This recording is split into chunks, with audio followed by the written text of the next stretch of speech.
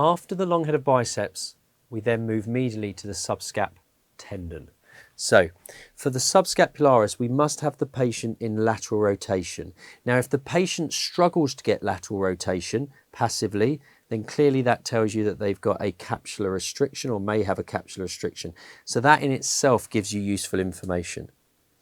Now, to find and orientate yourself, you've got two options. First of all, check left is left. You can find the coracoid process, pop the probe onto the coracoid process, which you can see here. And then if we slide laterally, then you're going to see the humerus, and on top of the humerus, we see articular cartilage and subscap. The other option is to find the long head of biceps in the groove, which you've already found. Remember, it's going to be more lateral now because of the lateral rotation, and then bring the probe medially, but make sure you toe down this end of the probe, because remember, you're just scanning the humerus, which is round. So if you're going medially, you've also got to push down on that medial side to get a nice fibrillar pattern of subscap. So what can we see here? We've got deltoid, we've got subscapularis, we've got the humerus.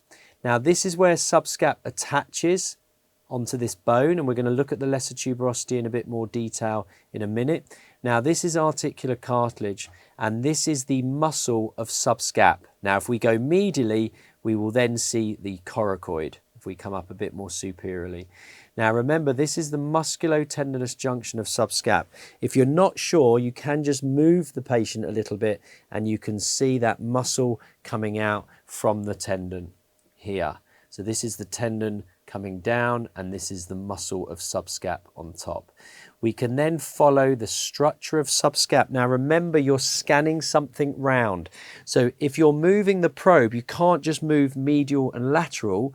You've got to make sure that you're scanning round the structure, because remember, that's what we're scanning. We're scanning the shape of the bone.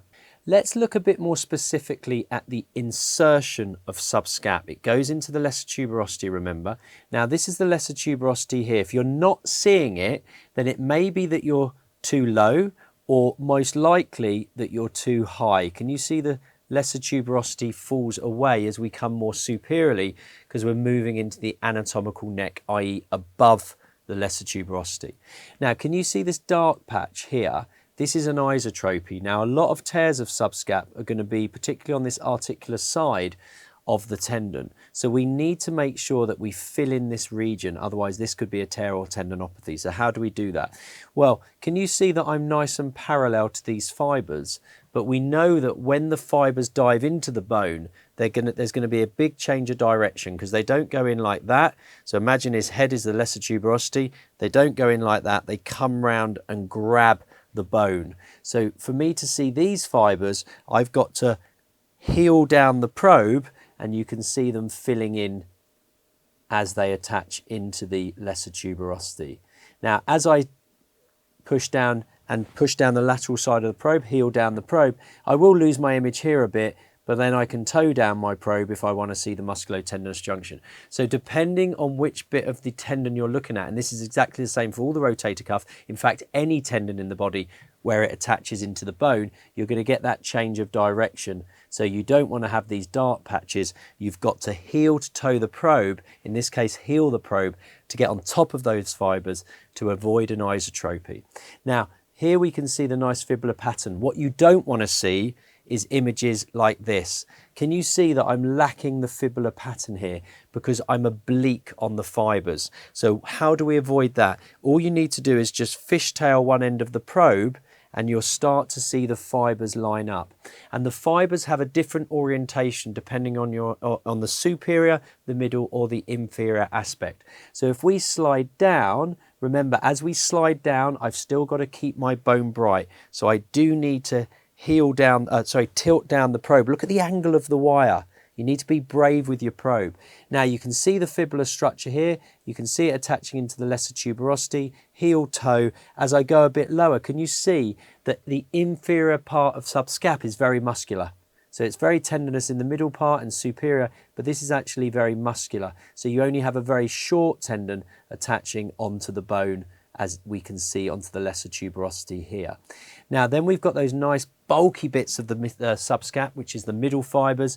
Normally those are the ones that people find really easy to scan, but don't miss any tears inferiorly and superiorly as you come out. Now look at the angle of the wire. Can you see as I come up and over, I've got to change the angle of the wire. You can see that nice fibrillar structure, but if I put the lesser tuberosity in, can you see as I come up, you're then going to go into the rotator interval view.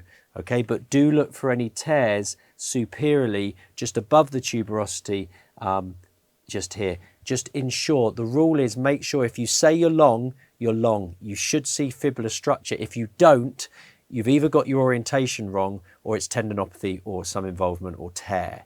Okay, then we're going to look at transverse section. So if we get those lovely middle fibres all lined up, and then if I spin into transverse section, you probably have heard of this term tiger striping. So tiger striping is where you see hyperechoic and hypoechoic regions. So you get this mixed heterogeneous echo texture of subscap. So we can see here the tiger striping here. These are not tears. This is the normal structure of a tendon because of the way subscap has around 5 to 7 bundles that make up the entire tendon.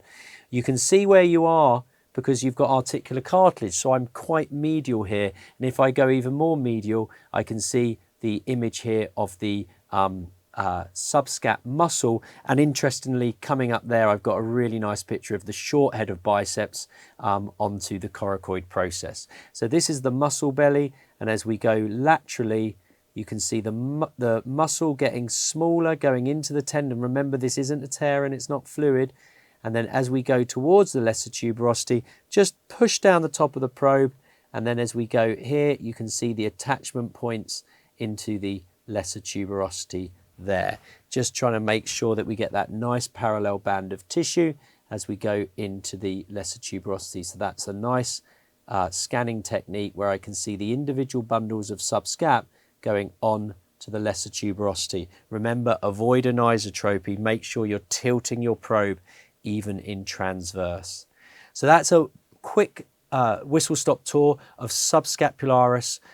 So try and slow down the video if you need to, and try and follow that and be brave with your probe. You need to make sure you're tilting, keeping the bone bright, and make sure that if you say you're long, you can see that nice fibrillar structure. And to do that, you will need to use your fishtailing technique, which is where you keep the lateral side still and you go and find those fibres with the medial side fishtailing up and down.